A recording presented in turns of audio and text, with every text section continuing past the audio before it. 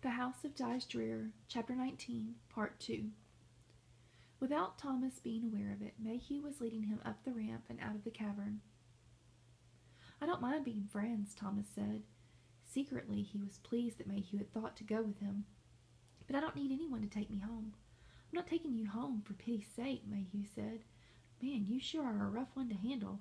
How come you are so hard on people?" "Well, I've always been independent," Thomas said seriously. "I make wood sculpture. I'm an artist, some say, and you have to be pretty much by yourself to be able to carve well." He felt full of pride when Mayhew looked at him with real interest. "Wood sculpture? No kidding." "Sure," Thomas said. "I have even sold pieces to strangers, but mostly I just keep the pieces for myself and my family. Papa says I have a real talent for wood sculpture." They went into Mr. Pluto's cave. The wall of the cave slid across the opening, shutting off the cavern of Drear. In the cavern, Mr. Small stretched out on the floor to one side of Mr. Pluto's desk.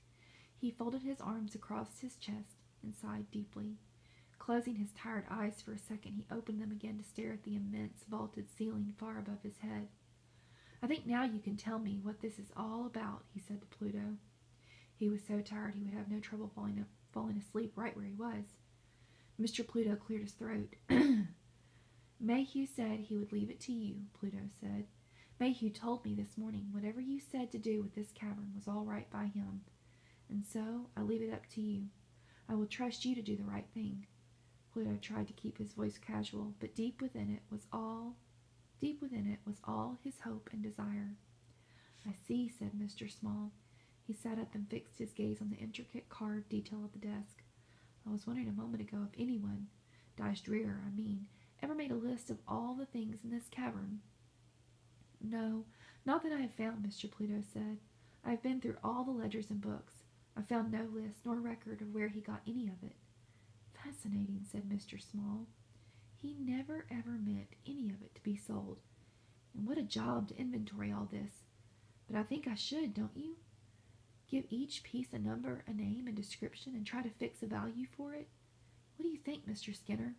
Mr. Small deliberately kept from looking at Pluto or around the cavern, and it was some time before Pluto spoke. Mr. Small was afraid he had fallen asleep, so still was he holding Pesty. But then Pluto breathed deeply. "That will take as long as the rest of an old man's life," he said softly. Mr. Small looked at him and smiled gently. "You know, sir, you have a way of saying things that I do admire," he said. "Your son Mayhew has the same gift with words.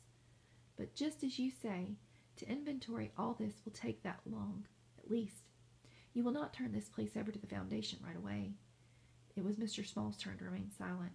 When he did speak, it was with relief that at last he knew he had made his mind up.